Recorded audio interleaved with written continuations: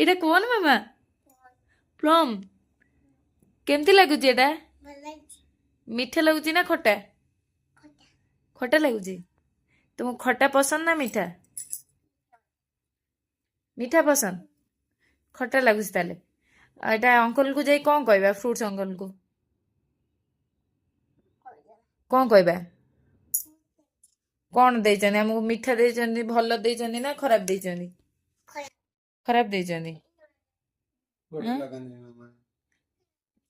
ଏ plum ଟା ତୁମେ ଏକା ଖାଇବ ନା କାହାକୁ କାହାକୁ ଦବ? କାହାକୁ ଦବ? ଏକା ଖାଇବ? କେତେବେଳେ କେତେବେଳେ ଖାଇବ? 6ଟାରେ। Good girl. ଟିକେ ବାବାଙ୍କୁ ଖୁଆଇ ଦଉଛ? ଆଚ୍ଛା। ଗୋଟିଏ ପ୍ଲମ୍ ତ ସରିବନି, ଯୋଉ ଟେଷ୍ଟ ଲାଗୁଛି ଆଉ। ଦେଖେଇଦେଲ।